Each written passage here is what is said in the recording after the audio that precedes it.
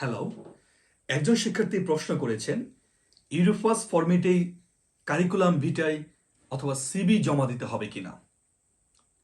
আমরা মাথায় রাখবো ইরাজমাস মুন্ডাস প্রোগ্রাম ইরফান কমিশনের education audiovisual and culture executive agency কর্তৃক স্কলারশিপ প্রোগ্রাম।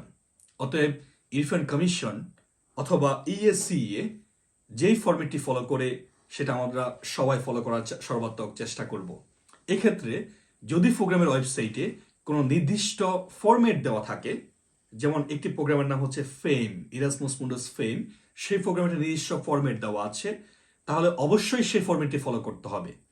আর যদি কোনো প্রোগ্রামের ওয়েবসাইটে কোনো ফরম্যাট দেওয়া না থাকে বা স্পেসিফিক কোনো নির্দেশনা না দেওয়া না থাকে, অবশ্যই আমরা ইউরোপাস ফরম্যাট ফলো করে সিবি জমা দেব।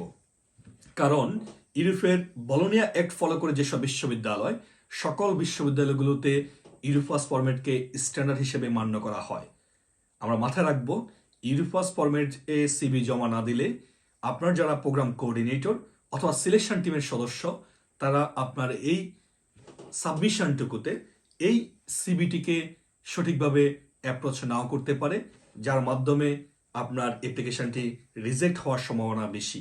অতএব ইউরোপে অ্যাপ্লিকেশন করার ক্ষেত্রে কোথাও যদি কোনো নির্দিষ্ট নিয়ম উল্লেখ করা না থাকে, অবশ্যই ইউরোপাস ফরম্যাট ব্যবহার করতে হবে। ধন্যবাদ।